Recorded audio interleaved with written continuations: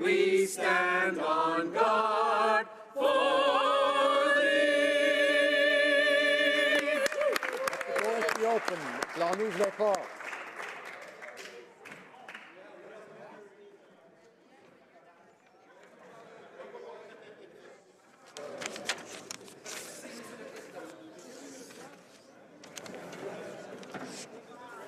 Order.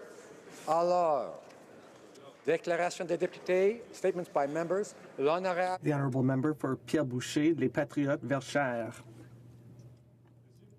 Mr. Speaker, the blanket of snow that we have just received announces the arrival of the holiday season. On behalf of the Bloc Québécois, I'd like to express our best wishes to the pages and the security guards who still don't have a labour contract. In fact, to all personnel of the House of Commons personnel.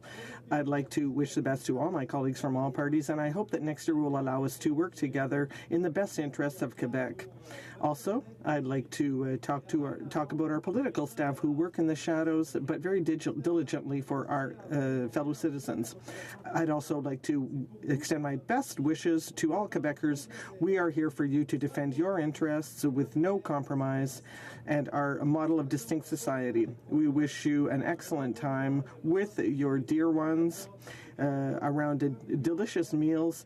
Come back strong. 2018 will be memorable. Merry Christmas and a Happy New Year. Honourable Member for Beaches East York. Thanks, Mr. Speaker. The holidays are a time to spend with family and with our community, and we've been lucky to celebrate the holidays in Beaches East York through many local bazaars, our Santa Claus Parade along Kingston Road, Decca's Festival of Lights in Eastland Park, and the Beaches Lions tree lighting and Kew Gardens. But the holidays are not only for celebrating, they are also a time to give back to our community and to Canadians in need. That's why my constituency office team and our youth council will be joining hundreds of our neighbours to volunteer packing and delivering hampers of toys, food and necessities to families in need across our riding. I encourage everyone across our community to chip in if you can. On December 20th, you can join us at Seacourt Elementary to support a holiday hamper program run by the Neighbourhood Centre Access Alliance. And between December 18th and 22nd, you can join us at Community Centre 55's Share a Christmas program. Together, we will pack and deliver packages of food and gifts to over 1,000 local families in need. And that, Mr. Speaker, is the holiday spirit. Hello. Honourable Member for Edmonton-Griesbach. Mr. Speaker, I've got a little Christmas song to sing, even though I'm losing my voice. Pipelines to the east, not happening today. $10 million checks our veterans have to pay. Small businesses are hit, more tax grit spend away. Oh, what pain it is to sing this Liberal song today. Hey, jingle bells, something smells, deficits run away. How sad it is to ruin the middle class today. Hey, jingle bells, cash for access cells, your wallet paves the way. You can have a minister if only you can pay. Hey, Aussies sell us jets, they can't give away. And let's not forget, Phoenix doesn't pay. Hey, jingle bells, Tories will save the day. Oh, what fun it sure will be seeing Liberals go away. Hey.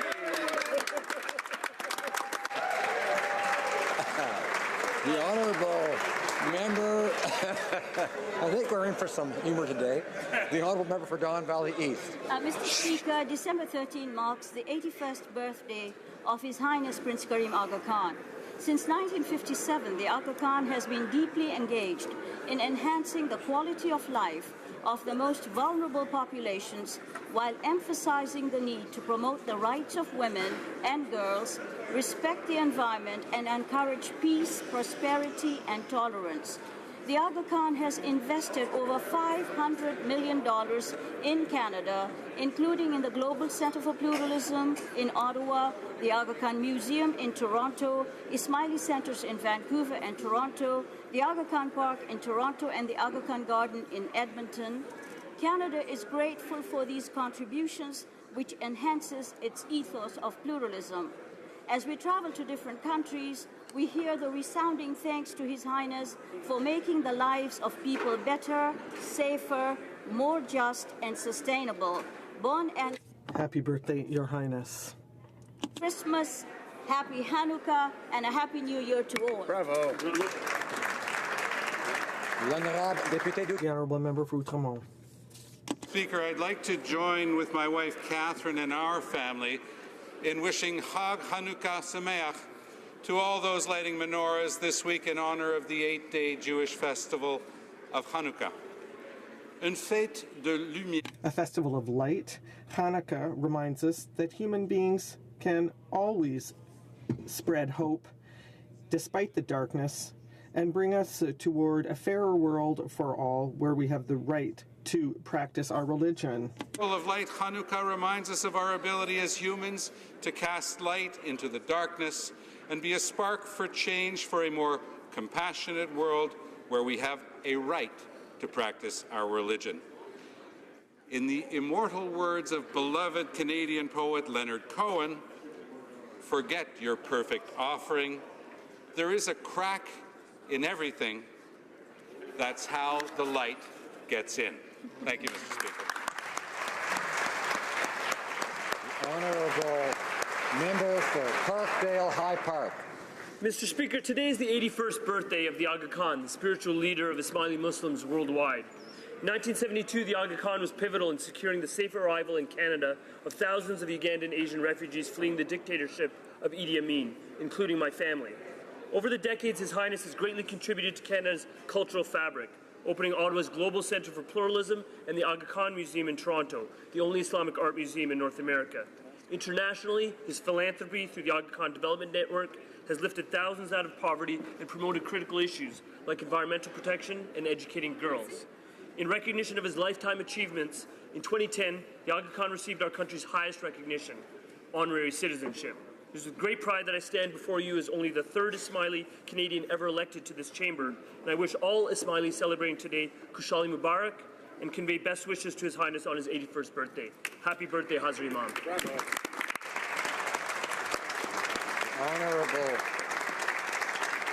The Honourable Member for Edmonton-Wetaskiwin. Mr. Speaker, each day Eastern Canada imports over 750,000 barrels of oil. After the U.S., the top source countries are Saudi Arabia, Algeria, and Nigeria. The oil arrives via large tankers and rail and represents tens of millions of dollars taken out of the Canadian economy every single day. The math is very simple. Oil is already being used by Canadians, just not Canadian oil. Billions of dollars are simply forfeited each year, dollars which could fund healthcare and education, fuel employment, and help foster real environmental innovation in every region of our country. Canada's energy sector is undeniably one of the world's most accountable and transparent, and yet this Liberal government has incomprehensibly stacked the deck against it, as in the case of Energy East by requiring our own industry to play by vague and ever-changing rules which don't apply to foreign competitors. This purely political strategy is both infuriating and incredibly divisive, and it's time the Prime Minister put an end to it for the good of all Canadians. The Honourable Member for Pierrefonds-Dollard. Mr. Speaker, I call on the House to applaud Mr. George Elliott Clark, our current parliamentary poet laureate. While his tenure is coming to an end this year, his work as a poet, his work as a playwright and an activist will continue to live on. Indeed, he has written over 50 poems during his time, including one about my dear mother. Mr. Clark, who comes from the Black community of Nova Scotia, has dedicated his life to combating anti-racism, to combating the flight of African Canadians. He has done so through his literary works, he has decried injustice, and he has championed equality. I thank Mr. Clark for promoting the importance of literature and for combating racism in Canada. To quote one of his poems, being Canadian means bundling up with loved ones and not letting go. Never let go, George, and keep up the good fight. Hear, hear.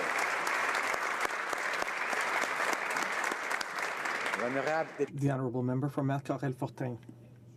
Mr. Speaker, it's already December, the last month of this exceptional year, marking the 150th anniversary of our country. I would like to take advantage of this end-of-year period to take stock and thank my fellow citizens of Marcorel-Fortin for their interest and support throughout the year. And I would also like to extend my best wishes for the holiday period. I will be participating in the different winter festivities in Laval.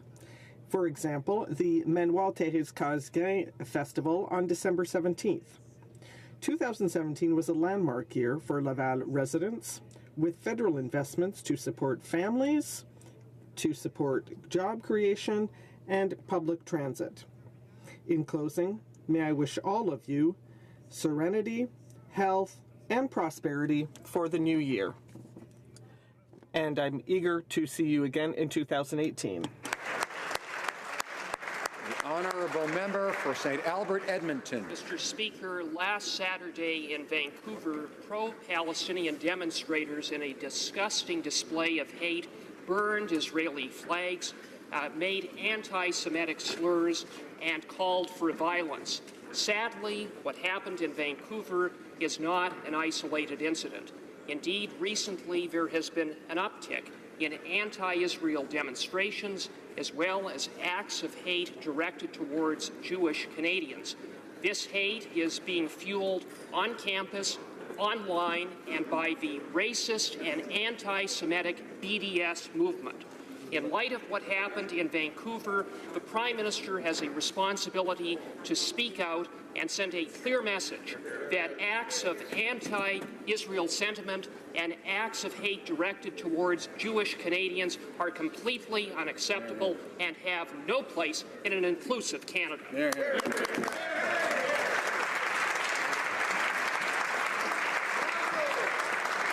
Honourable member for Brampton South. Mr. Speaker, we have some of the best and brightest health researchers and healthcare professionals in Canada. One such visionary is Dr. Arjun Sehgal, a radiation oncologist and researcher at Sunnybrook Health Science Center. I was proud to meet this wonderful doctor and discover these technologies during many visits to the facility over the past year. Dr. Sehgal and his team have championed new radiation technologies that include the first gamma knife icon in Canada and the novel MRI liner, which is the 7th in the world and the only device installed in Canada. These new technologies will change the way spinal and brain tumors are treated in addition to multiple other cancer types. Mr. Speaker, with emerging technologies and important research changing the way medicine is done, I could not be more proud of our healthcare system and will hope make it work. Thank you, Dr. Arjun Sehgal, and your hard work team. Thank you, Mr. Speaker. Honourable Member for Saint Jean. Mr. Speaker, the holiday period is a privileged moment for many people, but for others, it's less fortunate. As citizens, we must join our efforts to those who hold Christmas drives. With their actions, they offer many families well-deserved comfort. This time of year makes us want to share and show compassion for our nearest and dearest. Canadians know what giving of themselves means. What would be the holiday celebrations without the Nez Rouge operation, which ensures that people get home safe? Its mission, which is to encourage responsible behavior based on a civic approach, is an example of service by the community for the community. I encourage all of you to join forces with all the volunteers who show such generosity, compassion, and goodness, fundamental values that unite us as Canadians. Best wishes to all, especially for the members of the Canadian Armed Forces who serve our country with such dedication. Honourable member for Durham. Mr. Speaker, 40 years ago, Prime Minister Pierre Trudeau launched a modernization project for the Canadian Armed Forces for a new jet, the new fighter acquisition, Mr. Speaker. That was selecting the F-18. 40 years later, the son of that Prime Minister this week says he's modernizing the Canadian Armed Forces with what, Mr. Speaker? The F-18, Mr. Speaker. Not only are these F-18s used, they've been used in more operational theaters and over low-level ocean flying more than Canada. So Australia has used their jets harder than ours, Mr. Speaker. But this is a pattern. We saw this with Liberal used submarines, where billions were spent and there's virtually no operational capability of the Victoria-class submarine. We saw this on my aircraft, the Sea King helicopter, Mr. Speaker, which we're only replacing now because of politics. I'm hoping for Christmas that the veterans in the Liberal caucus will start standing up to this Prime Minister, Mr. Speaker, because at Christmas, nothing says Merry Christmas to the troops more than used kit.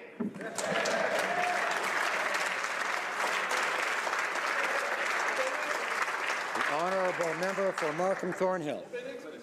Mr. Speaker, I rise today to wish everyone in Markham Thornhill a happy holidays. This is a special time of year. Tonight is the second night of Hanukkah, and in less than 2 weeks it will be Christmas. And whether you light a menorah or a Christmas tree, Mr. Speaker, what unites us at this time of the year is family. Many of us spend far too much time apart from our families, and I hope that members and staff take time over the holidays to be with their loved ones. As we all come together with those who are dear to us, our friends and those in our communities, we should recognize and appreciate the critical role that families play in allowing us to do our work. In the spirit of family, I'd like to take a moment to recognize Mr. Jeff Connor, whose son Alec is on my team. They are sharing a special father-son moment here on Parliament Hill. So to both of you and to all the families in Markham Thornhill and across Canada, Happy Hanukkah, Merry Christmas, and a Happy New Year.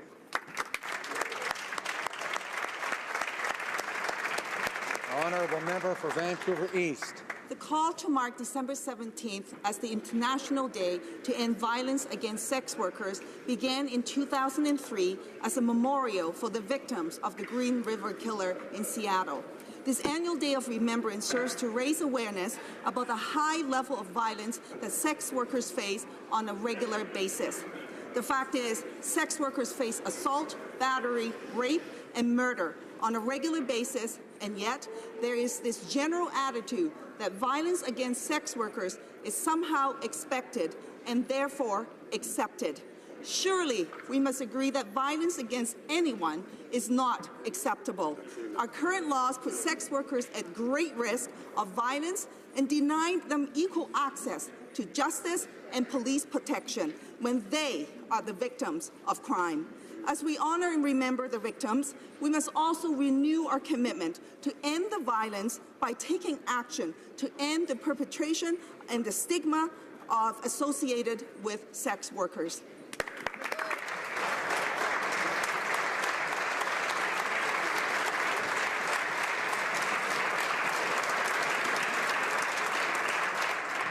The honourable member for Chilliwack Hope.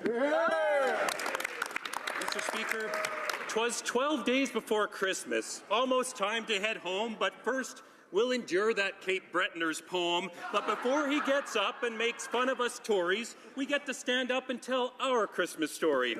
The Liberals have had quite a fall. It's been swell to see all their plans go to mortal hell.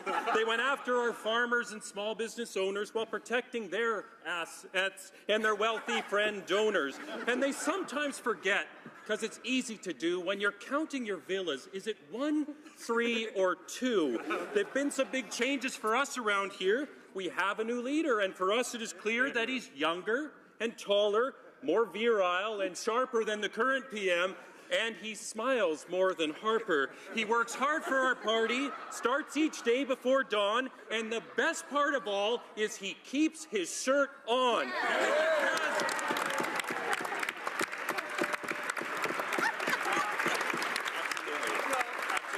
There's more. There's more.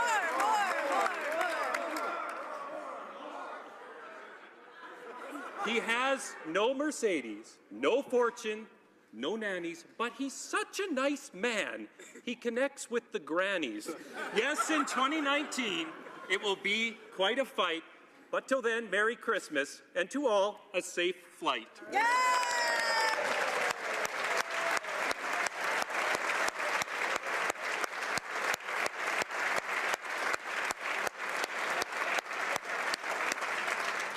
Now, I don't know. Order.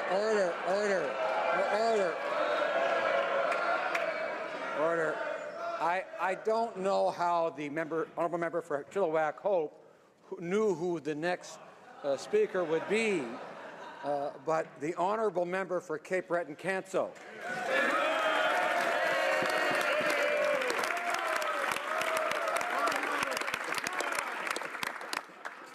Touche to my friend. Mr. Speaker, 'twas the week before Christmas, and not much was new, but I'll take just a moment to offer my view. The new Tory leader picked a political spat, but it's hard to take him serious with dimples like that. But even those dimples cannot hide the shock of what happened Monday evening in South Surrey White Rock.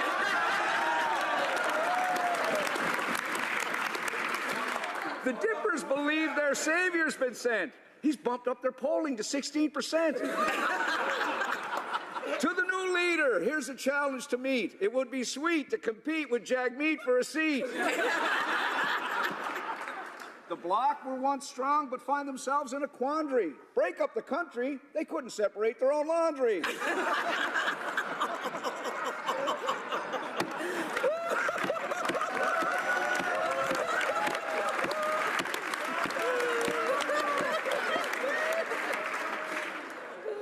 While opposition parties were sitting back and relaxing, we were doing the hard work, which some say was quite taxing.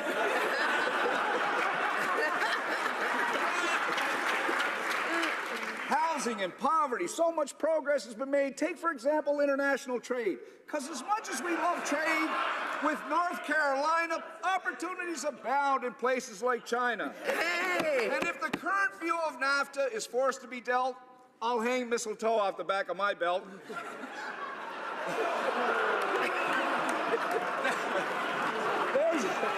There's the far left. There's the far left, the alt-right and the smart in between. I'd still outbid on our boy in 2019.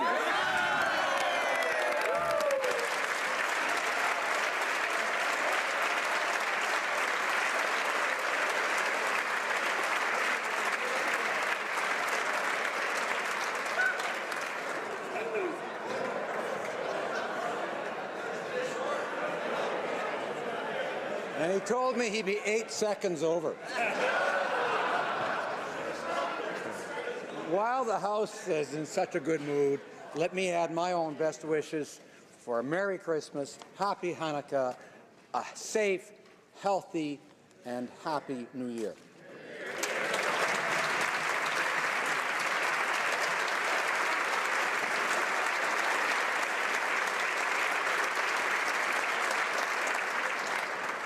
Questions orales, oral questions. The Honourable Leader of the Opposition. We're not doing tarps off today, that's for sure. Monsieur le Président. Mr. Speaker, for months, the Prime Minister and the Minister of Finance tried to minimize the devastating effect that their fiscal changes will have on local businesses. And once again, today, we're being given an announcement that actually does not respond to the serious concerns of entrepreneurs who are creating jobs in our communities. How can the Prime Minister allow for this incompetence and this joke to continue when we are only a few days away from the 1st of January? The Right Honourable Prime Minister. Mr. Speaker, on January 1st, 100% of our small businesses will see lower tax rates. That's good news for the middle class and those who are working hard to join it. We also made changes to make sure that the wealthiest cannot use an unfair tax advantage to reduce their taxes to lower than those of the middle class. We have simplified the process that will allow many to continue to do what they're doing for their families while making sure that the wealthiest do not take unfair advantage from the system. The Honourable Leader of the Opposition. Health since July 18th has been a complete disaster. Absolutely. And here we are almost 6 months later, and they still don't have simple answers to very worried small business owners across the country. But everyone knows that he's raising their taxes so that he can keep spending on his personal priorities and the priorities of his wealthy friends. Hundreds of millions of dollars for his friends at Bombardier, $500 million for his rich friends who run a bank in Asia, and $10 million for a convicted terrorist who murdered an Allied soldier. Canadians don't want to pay his bills, so will the PM finally end his attack on small business owners? Right, Honourable Prime Minister. Mr. Speaker, only the Conservatives could see lowering taxes for small businesses as an attack on small businesses. That's how partisan they've become. The fact is, the first thing we did was lower taxes for the middle class and raise them on the wealthiest 1%, and everything we've done since then, including the Canada Child Benefit, including increasing GIS for seniors, and now lowering small taxes for all small businesses across this country, is helping the middle class and helping grow our booming economy. Honourable Leader of the Opposition. The very first thing this Prime Minister did was cancel the tax cut for small business owners. It was Conservatives who forced him to bring it back. But that's not all, Mr. Speaker. He tries to raise taxes on health and dental benefits. He's gone after employee benefits, the waitresses and waiters and retail workers. He's tried to raise taxes on our brave women and men in the armed forces, and he's even had to apologize for raising taxes on Canadians living with diabetes. So why doesn't the Prime Minister just come clean and admit that all of these tax hikes are the consequences of his out-of-control spending and massive deficits? Mr. Speaker, our approach has focused on growing the middle class and in making sure that Canadians have a real and fair opportunity to succeed. And you know what? Across the country, we're seeing the benefits of that happening. This year, Mr. Speaker, we created 441,000 new jobs, which is the top number of job creation in 18 years in this country, Mr. Speaker. This is the kind of results that our leadership on the economy has delivered, and they can't say anything about it. The Honourable Leader of the Opposition. We can say a lot about the fact that local business owners across the country have been under assault by this Liberal government's out-of-touch attack on their ability to create jobs. We can say a lot about the fact that the top 1% is actually paying less under their changes than before. And we can say a heck of a lot of the damage they're doing to the economy with their erratic behavior on the trade front. Now, recently he's insulted Japan and Australia when he skipped a meeting that would have allowed Canada to sign on to the world's largest trading bloc. Can the Prime Minister tell us what he is doing to repair the damage caused by his erratic behavior? Right Honourable Prime Minister. Mr. Speaker, what Stephen Harper didn't understand, what those Conservatives over there continue to not understand, is it's not just about signing any deal, it's about signing a good deal for Canadians. And we saw it time and time again.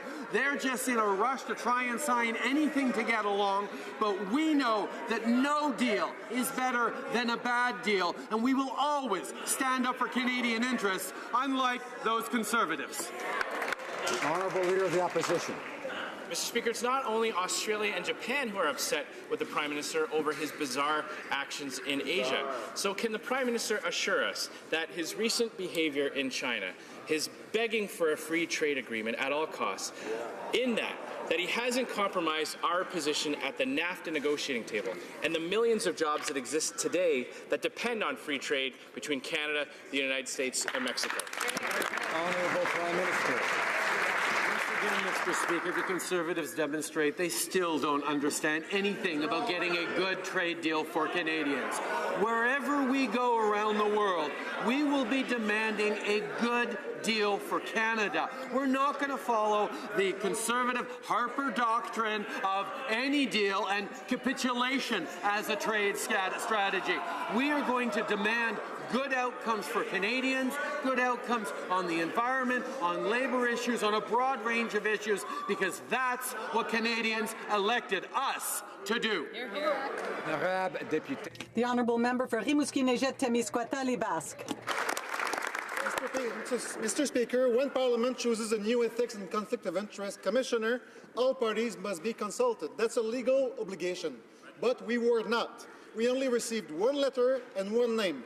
We know nothing about the other candidates, and the nominee was rushed through committee within 1 hour. Instead of a merit-based process, all we have is the Liberals' assurances that they are doing the right thing. But, Mr. Speaker, that's not enough. How can they tell us that their nomination was merit-based? And if they want to pursue that line, why don't they release the name of the finalists to the other parties? Right Honourable Prime Minister. Mr. Speaker, on the issue of the lobbying commissioner, on the official languages commissioner, we actually consulted opposition parties last June to see what criteria they were looking for, what their perspective is, what stakeholders we should be consulting with. We have engaged them in a robust process that will determine and end up with the right kinds of officers of Parliament. And once again, Mr. Speaker, if they don't have confidence in the officers of Parliament we've put forward, let them stand up and say so. The Honourable Member for Rimouski-Nejet-Témiscouata Basque. Back in June is not consultation, and it's not the commissioner that we don't trust in, it's their process. Why? Because on the selection committee for the new Ethics and Conflict of Interest Commissioner, there were 5 members, and including a Chief of Staff to the Government Leader, Chief of Staff to the President of the Treasury Board, and 2 Assistant Secretaries to the Liberal Cabinet. How can we believe that the selection process for the next commissioner was open, transparent, merit-based, and above all, impartial when it was dominated by Cabinet, staff, and Liberals? The Right Honourable the Prime Minister. Mr. Speaker, I have to admit that I absolutely disagree with the Honourable Member. The reality is that asking for suggestions, asking for proposals, asking for names months ago, yes, is part of a consultation process. Asking for criteria, asking for them to share their concerns is exactly how we were able to arrive at the right choices for our officers of Parliament. That's the process we followed, and that's what will lead to very good officers of Parliament. The Honourable Member for Rosemont-la-Petite-Patrie. Mr. Speaker, after only just being appointed, the Ethics and Conflict of Interest Commissioner is already in hot water. First, we learned that he was criticized twice while he was occupying similar duties in the past. But he has also refused to confirm that he will continue the ongoing investigations into the Minister of Finance and the Prime Minister. Wow, I thought that usually you hired investigators to shed all light, not to simply erase all signs of a crime. Is that the new exit strategy of the Liberals? Just erase everything and start over as if nothing happened? The Right Honourable the Prime Minister. Mr. Speaker, I understand that for opposition members, everything has to be partisan at all times. However, we choose people who will undertake their responsibilities with integrity. That's what we all expect of the Ethics and Conflict of Interest Commissioners and of all officers of Parliament. We respect choices that are evidence-based before we make a decision. So let's try to sum up the Liberal ethical violations just this year. The Prime Minister breaks the law by taking a private helicopter to a billionaire's island. But, Speaker, who hasn't? The Finance Minister secretly holds on to millions of dollars in shares in a numbered company, but I say let ye cast the first stone. Now the Liberal House Leader, whose job it's been to defend the ethical violations of the Finance Minister and the Prime Minister, was put in charge of hiring a new Ethics Commissioner. Irony is dead over there. So my question to the Prime Minister is exactly how many ethical violations and investigations is it going to take before Liberals realize that the rules apply to them too? Honourable Prime Minister. Mr. Speaker, as we come to the end of this year, you can't help but feel bad for the members of the opposition, because the results that we've gotten as a government, the job creation numbers, 441,000 new jobs, the best in 18 years, the growing economy, the help for the middle class, the positive outcomes leave them with nothing to do but fling accusations and throw mud. That's not what Canadians want. That's not what Canadians deserve. That's what I hope they'll be getting better than in the coming year. The Honourable Leader of the Opposition. Mr. Speaker, the Prime Minister said that he would be lowering taxes for the middle class. However, he increased them on HoC transport, sports activities and cultural activities for children, on camping, and even on beer and wine. 80% of Canadians in the middle class are paying more taxes, and the wealthiest are paying $1 billion less. There's only one word for that: incompetence. When will the Prime Minister stop making life easier for himself and his rich friends and harder for everyone else? The Right Honourable the Prime Minister. Once again, Mr. Speaker, the Conservatives are showing that they do not understand how to help Canadians. The statistics that they are using do not take into account the Canada Child benefit, a benefit that puts more money, gives more money to 9 families out of 10, that has lifted hundreds of thousands of children out of poverty, and that is helping Canadian families. And this is something that has helped the economic growth that we are seeing now.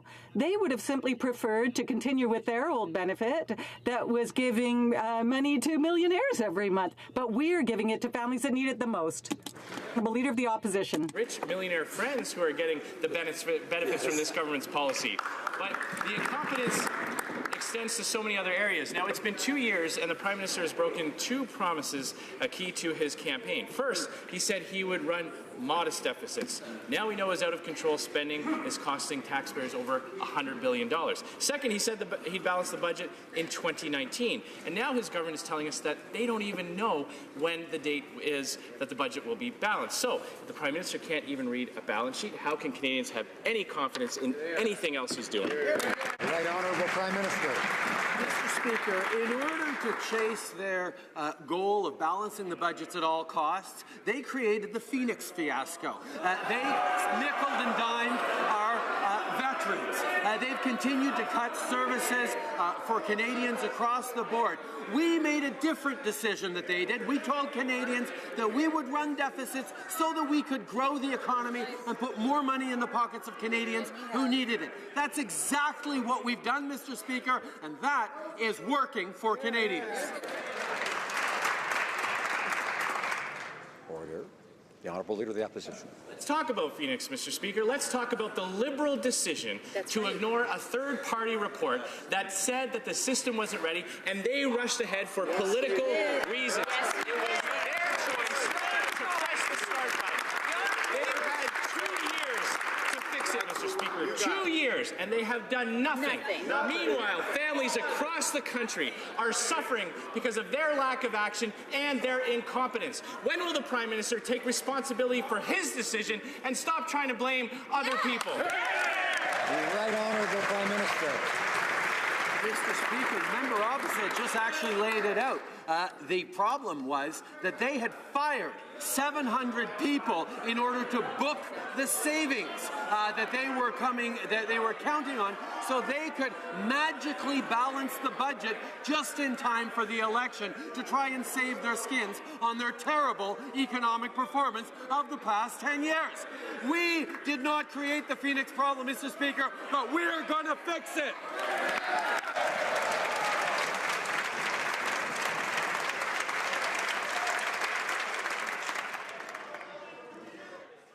Order.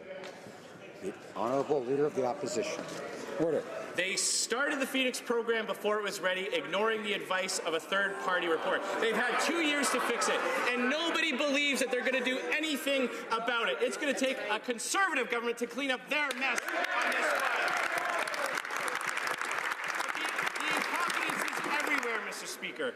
The Liberals campaign on a new process to replace our fighter jets. They then abandoned that process and said that they would sole source Super Hornets. Now they're searching the reduced for quick sale bin for used fighters from Australia. Will the Prime Minister take responsibility and admit that we're never going to get new jets? The Right Honourable Prime Minister. Speaker, the men and women of our military deserve the equipment they need to fulfill their responsibilities and deliver on their commitments. For 10 years, the previous Conservative government was unable to give the men and women of our forces the equipment they need. They completely botched the process. That is why we were proud to launch a full open competition yesterday to replace our fleet of aging fighter jets, not with 65 jets like they spoke about, but 88 jets to ensure that our military is able to fill the roles that we expect them to. Order. If members don't like what someone is saying, they should keep in mind that their turn on their side will come, and they should wait for that. We had Santa Claus visiting earlier, in fact, and he was telling me he didn't like to hear all this heckling. He'll reinforce that, I'm sure. I have a good friend of his, is here to confirm that. Order. The Honourable Leader of the Opposition. Mr. Speaker, nobody's buying the Prime Minister's revisionist history. Let's take a look at the record. Strategic airlift craft, Hercules tactical airlift craft, Chinook helicopters, upgraded Aurora surveillance planes, and modernized Halifax-class frigates for our Navy. That's just a partial list of the Conservative government's success on the procurement file. What do we have in contrast? A fabricated credibility gap that is having us search Kijiji in Australia for used fighter jets. This is a disgrace to our men and women in the armed forces. When will the Prime Minister just take the blame for his own incompetence? Right, Honourable Prime Minister. Mr. Speaker, if I might, a parenthesis, I know you're trying to invoke Santa Claus to help them out, but let's not forget, the Conservatives like coal.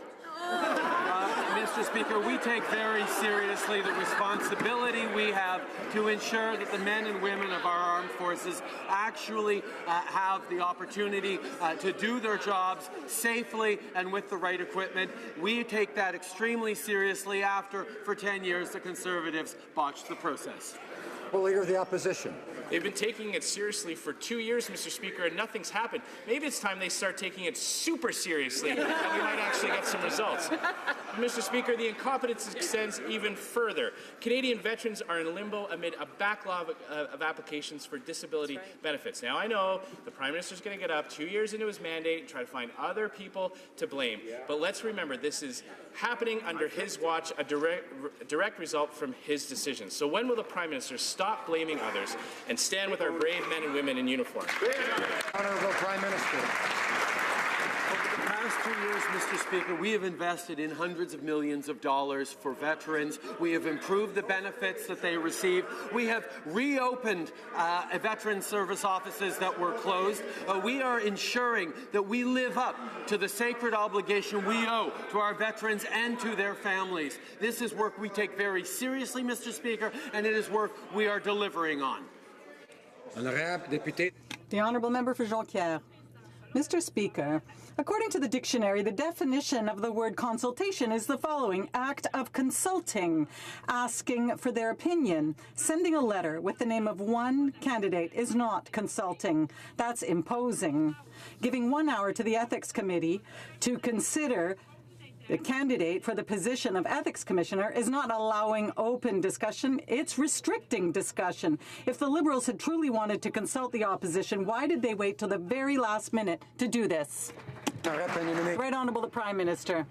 On the contrary, Mr. Speaker, 6 months from the beginning of the summer, we consulted the opposition. We asked them what their concerns were, who we should speak to, which communities should be involved in our choices of the next officers of Parliament. That was a commitment that we made to our process that we developed to be more transparent and more open. We're proud for having consulted to that extent the members of the opposition, and will continue to do this. No, they'll do better.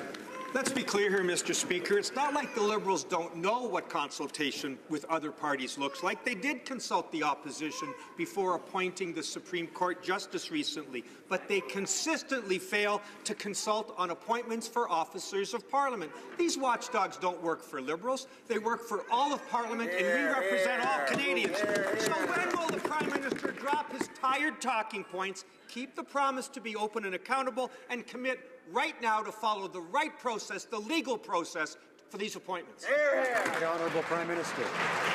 I thank the member opposite for his comments and for contributing to the Supreme Court appointment process. As he mentioned, it is a very good one. But I do want to correct him on that. We did, for example, on the Commissioner of Lobbying and the Commissioner of Official Languages, reach out to the opposition parties back in June to talk about the stakeholders they wanted, the communities they thought we would involve, how they felt the appointments process should go. We were happy to consult them. We're happy to be open, transparent, and engaging throughout the process. Honourable Member for Carleton. They tried to raise taxes on health and dental benefits, but we stopped them. They tried to raise taxes on people with autism and diabetes, but we stopped them.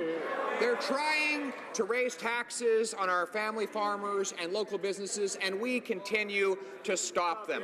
Will the Prime Minister admit that he's just putting these tax increases targeted at vulnerable people on hold, and that he'll try to bring them back in if, God forbid, he gets another chance after the next election.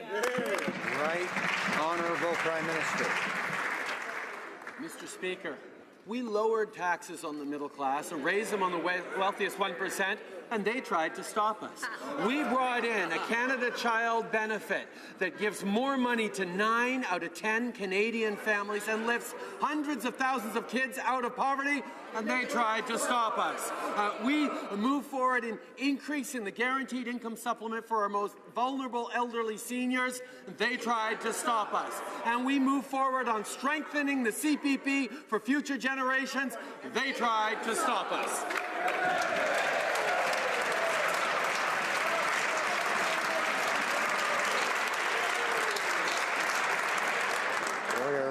The honourable member for Carleton. Now let's talk about their real record. Despite their promises, the wealthiest 1% in Canada are paying $1 billion less in taxes. Despite their promises, the middle class, 87% of them, are paying higher taxes. Despite their promises, that millionaire, the Prime Minister, continues to get child care benefits in the form of taxpayer-funded nanny services.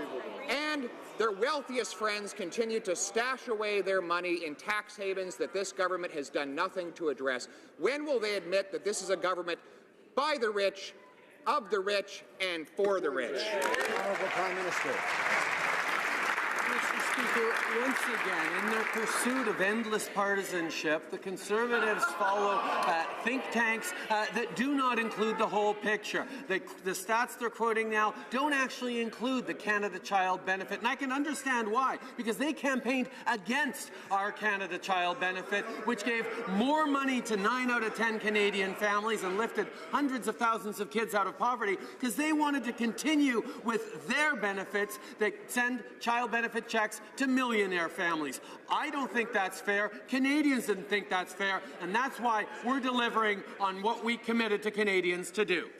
Honourable member for Carleton. They do continue to deliver child care benefits to that millionaire in the form of taxpayer-funded nannies, but beyond that, he criticizes the source I use for statistics. He says it's a think tank. Actually, it's his own finance department, which says that the wealthiest 1% is paying $1 billion less under this government. No new taxes for his trust fund, no new taxes for Morneau Chappelle, no new taxes for his fundraising chair, just more taxes for the working people who pay the bills in this country. Why? Right Honourable Prime Minister. See, one can't help but feel bad for the Conservatives.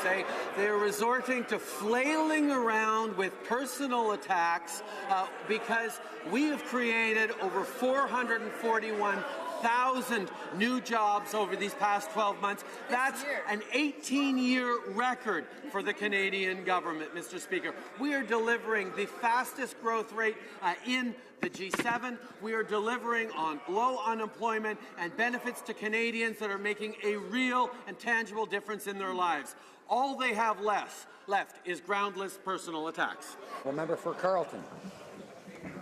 Facts from his own finance department, and he considers it a terrible personal attack against him. Maybe he should take that up with the finance department. But when government gets big, we know who pays more. It's the working class. It wasn't Morneau Chappelle that paid higher taxes. It hasn't been his fundraising chair. It hasn't been him. In fact, we know that the wealthiest 1% pays $1 billion less. Yes, that is a record to cry about, Mr. Speaker. But the reality is that when government gets bigger, the working class pays more. When are they going to put an end to that injustice? Right Honourable Prime Minister.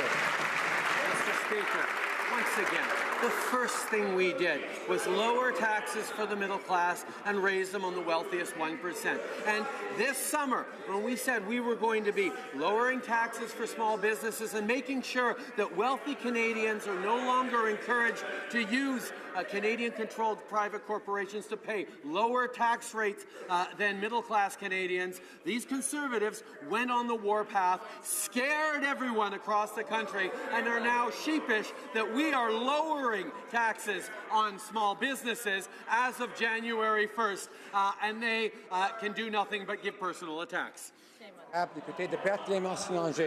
Honourable Member for Berthier-Baskinongé. Mr. Speaker, yesterday in committee, the Liberals nominee for Ethics Commissioner didn't want to confirm if he would continue the investigation into the Prime Minister's trip to the Aga Khan's Island, as well, and the Minister of Finance with respect to C-27.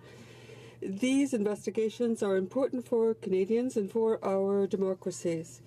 But this isn't clear to the Liberals. Do the Liberals think that commissioners should follow and continue the investigations begun by their predecessors? The Honourable Prime Minister. Mr. Speaker, all parliamentarians expect that officers of Parliament fulfill their roles with integrity and in a fact-based manner, and that's what the Commissioner said he would do. He's not going to pursue partisan interests. He will act in a way that is based on facts. He will assume his responsibilities. This is what we expect. We don't expect the facile partisanship of our adversaries. Mr. Speaker, is this Prime Minister trying to pretend that his selection process is not partisan? Canadians want the investigations into both the Prime Minister and the Finance Minister to be completed and reported. And in committee yesterday, the government's nominee refused to commit to do so. These investigations are important for our democracy, and the Liberals must be held to account. Simple question. Do the Liberals not agree that investigations already started need to continue under the new Commissioner, or do they believe they're above the law? Honourable Prime Minister. I think the question is whether or not parliamentarians and Canadians expect officers of Parliament to fulfill their duties with integrity and with responsibility and based on the facts. That is exactly what the Commissioner testified to yesterday. That is what we all expect from any agent of Parliament, to do their job responsibly above the petty partisanship that so often animates this particular House. Honourable Member for Newmarket, Aurora. Mr. Speaker, on Monday the Minister of Finance met with his counterparts from across the country to work collaboratively and take action that is in the interest of all Canadians to strengthen the middle class and to help those working hard to join it. As a result, a number of agreements were reached, including a coordinated approach on the cannabis excise framework. Can the Prime Minister inform the House on the cannabis agreement and how it benefits provinces, territories and municipalities? Honourable Prime Minister. Mr. Speaker, I thank the member for Newmarket Aurora for his question. Cities and towns across the country are among our most important partners in our effort to legalize and strictly regulate access to cannabis. That's why we increased what we are providing to provinces and territories to 75% of collected excise tax from cannabis, so that municipalities can get the resources they need to keep cannabis away from kids and profits out of the hands of criminals. This agreement will be reviewed within 6 months of legalization to confirm that communities, that cities and towns are well supported by the provinces. Honourable Member for Milton. Mr. Speaker, in the announcement made today by the Minister of Finance, there is still one very troubling aspect of these small business changes, and it's this. Mr. Speaker, you may not know this, but if you're a married woman in a family business, you will now have to prove that you should receive a dividend from that company.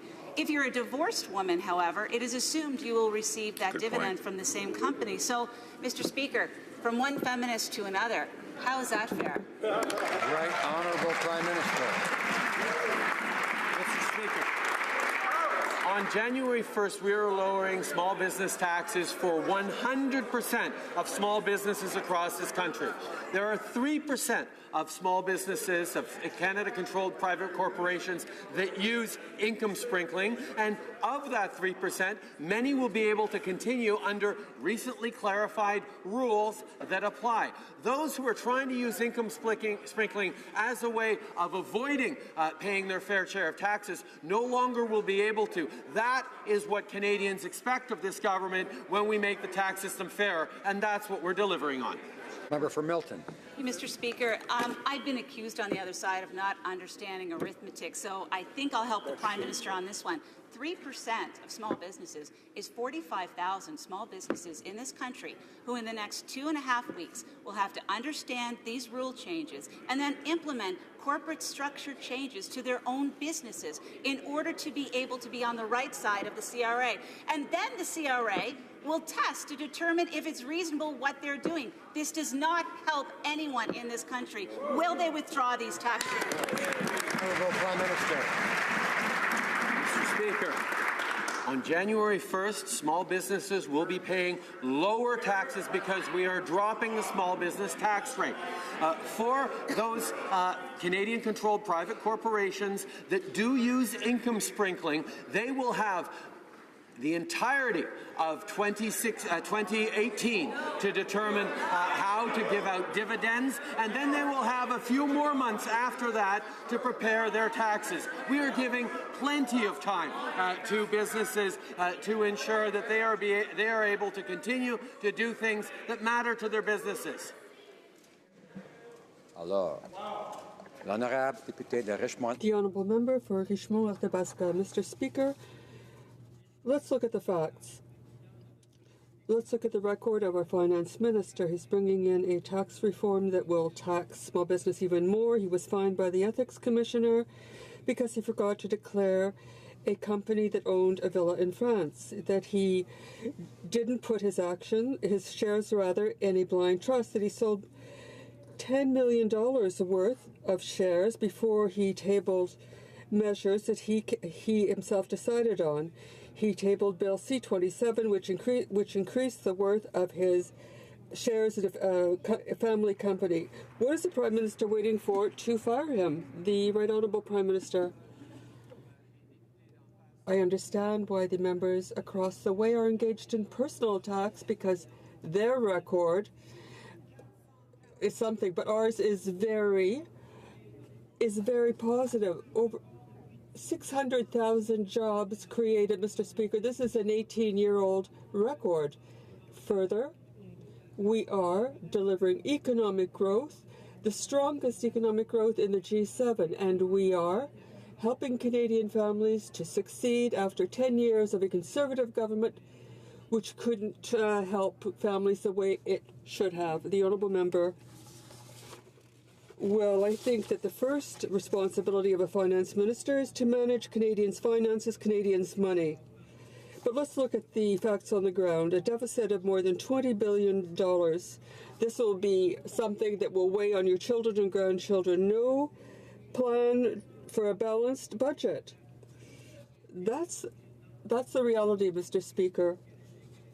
For 2018, will the Prime Minister do what he should do? Will he show some leadership? Will he name a finance minister who is responsible and transparent? The Honourable Prime Minister. Mr. Speaker, again, personal attacks, but this finance minister is delivering for the Canadian economy and delivering for Canadian families. And the first thing he did was to lower taxes for the middle class and to raise them for the richest. He is helping 9 out of 10 families.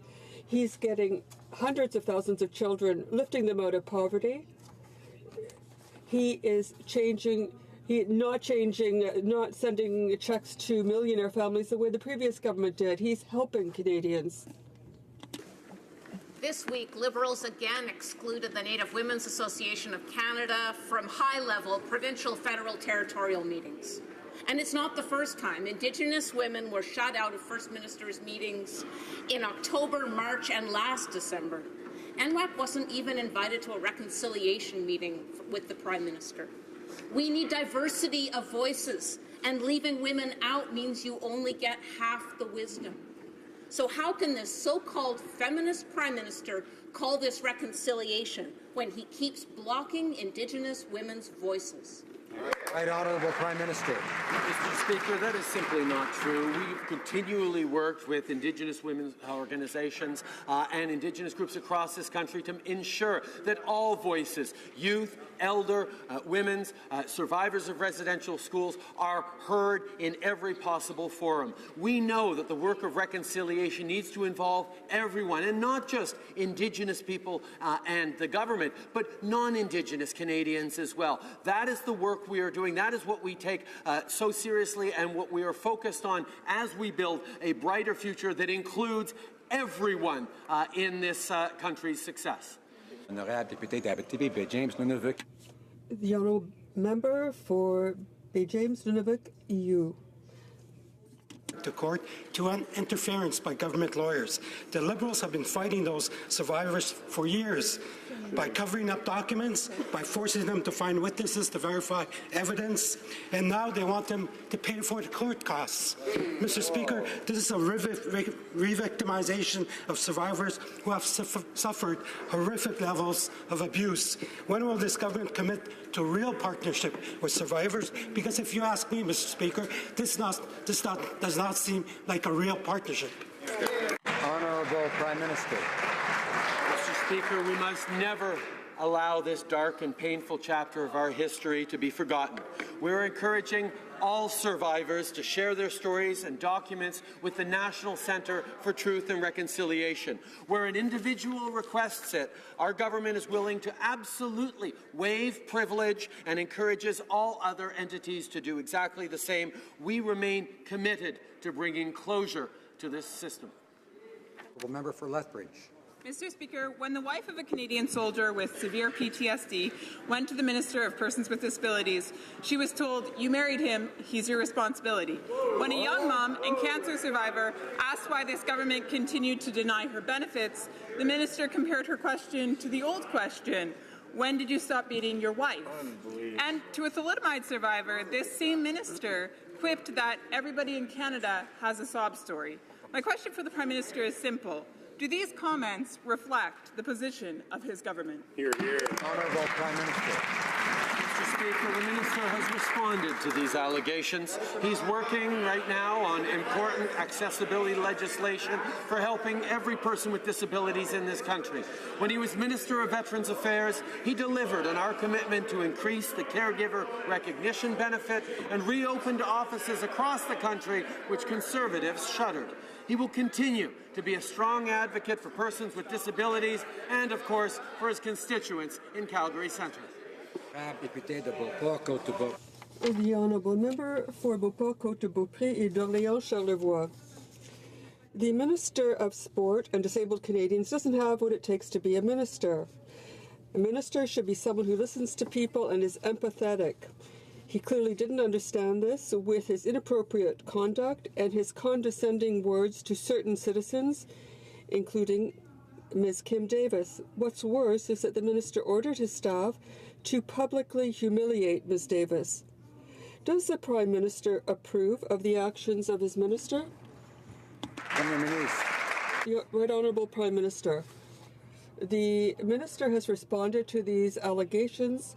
He's working on important legislative measures, including increasing accessibility for disabled persons. When he was Minister for Veterans Affairs, he acknowledged and helped natural caregivers. He's continuing to be our spokesperson for disabled persons and for his people in Calgary Centre. But a clear one, the Liberals are compassionate for vulnerable Canadians only when it's politically convenient for them. Thalidomide survivors, veterans, families, sick mothers who have all gone to a minister for assistance have been dismissed and belittled, and it gets worse for his own political damage control. It seems he told his staff to publicly humiliate and discredit the wife of a sick veteran by sending screenshots of her personal Facebook posts to the media. How can the Prime Minister condone his minister's words and actions? Right Honourable Prime Minister. Mr. Speaker, the Minister is responded to these allegations. He continues to work on important measures that are going to make Canada more accessible and ease the challenges facing Canadians living with disabilities. When he was Veterans Affairs Minister, he made historic improvements to support for veterans and their families, and will continue to be a strong voice for the compassionate approach that this government continues to have. Honorable Député. The Honourable Member for Brome-Missisquoi. Mr. Speaker, Rohingya refugees are still facing an extremely difficult situation. They have problems with nutrition, shelter, health, and the safety of women and children. The Myanmar Assistance Fund, announced last month by the government, has come to an end. We know that Canadians are generous and that compassion is one of our values. Can the Prime Minister tell this House what the update is with respect to this situation? I'd like to thank the member for Brome-Missisquoi for his question. We remain very concerned about the position of Rohingya in Myanmar and Bangladesh, and I'd like to inform this House that Canadians very generously gave $12.5 million, and we will increase this contribution in humanitarian aid to the Rohingya by the same amount. And this will bring the overall contribution in 2017, $50 million for our partners in Myanmar and Bangladesh. Mr. Speaker, women who have undergone female genital mutilation suffer infections, difficult urination in childbirth, pain during intercourse, and more. And practitioners of FGM are entering Canada, and Canadian girls are being taken abroad to have the procedure performed on them. Raising awareness of FGM is a core part of the fight against it, and that's why it's listed in Canada's Citizenship Guide as a practice that Canada doesn't tolerate. So, simple question. Will the Prime Minister end his consultations on FGM and decide today that warnings about FGM belong in Canada's Citizenship Guide? Honourable Prime Minister. Mr. Speaker, being vocal about this important issue is something that I've always done. Indeed, when I was last in West Africa, I actually spoke up clearly and strongly against this issue.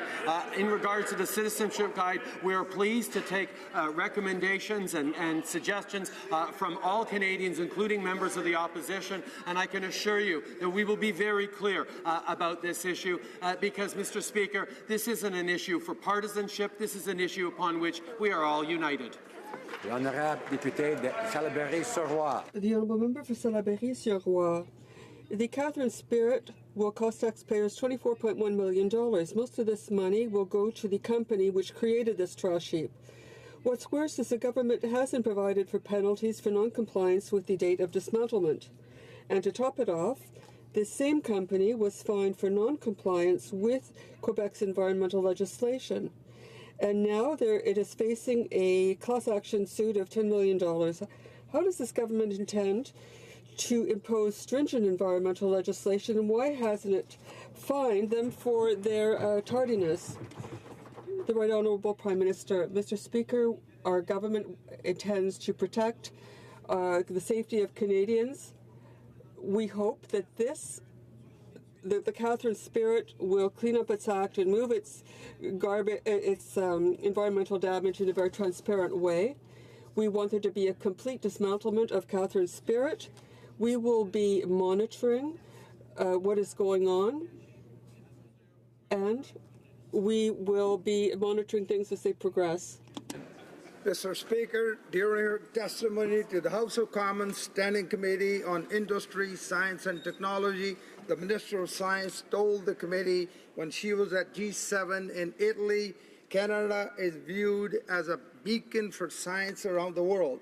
Can the Prime Minister update this House on the actions he's taken to ensure Canada remains a top destination for international talent, and how that is benefiting post-secondary institutions in Canada, but especially in my home province in British Columbia? Thank you, Mr. Speaker. Prime Minister. I thank the member from Mission Matsqui Fraser-Cannon for his question and for his advocacy on behalf of his constituents and his province. Our government supports for research and innovation are being noticed around the world. Through our investment of $117 million in the Canada 150 Research Chairs program, we are recruiting talented researchers and scholars from a broad variety of disciplines. Today, the Minister of Science welcomed our first group of talented researchers, including Dr. Addis, Dr. Koljian, Dr. Ramalho Santos, and Dr. Seltzer, who will work in Ontario and in British Columbia. We look forward to welcoming additional chairs in the coming months. The Honourable Member for the Bellechasse-Lévis. Mr. Speaker, the decommissioning of the preserver, with this, the Defence Minister will acknowledge that there was a serious capability gap. It's up to the Minister to maintain the capability of our Navy. And even the Defence Minister said that they needed 2 ships, the Astérix and the Obélix. When will the Minister make a sensible decision? And when will he give this contract to Davie Shipyards? Mr. Speaker, we are considering our needs in supply ships for the Navy. We're looking at this in a rigorous way. We are looking at the long term with respect to a second supply ship. This wasn't part of a need that was identified. Our government does not plan to buy or contract for services for a second ship at the time, for the time being. The Honourable Member for Manicouagan. Mr. Speaker, as you know, this is the last day that Parliament will sit before the holidays. But it's the last day of Parliament before hundreds of workers lose their job at Davie Shipyards. These families will be spending Christmas facing unemployment. Will the Prime Minister take the opportunity to help these people, show some heart, and protect jobs at Davie Shipyards? The Right Honourable Prime Minister. Mr. Speaker, we know about the repercussions of loss of jobs for workers and their families. With respect to the building of another ship, this would cost $2 billion,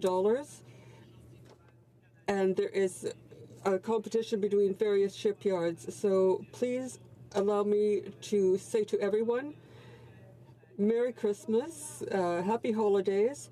May you be happy and safe for 2018.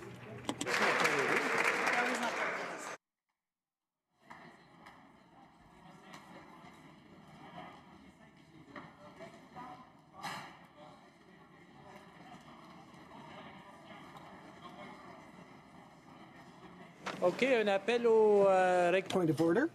The Honourable Member for La Pointe de l'Île. Mr. Speaker, I call for unanimous consent from the House to table the following motion. That the House condemn the horrific acts committed by ISIS. Quick spouse. If it's okay.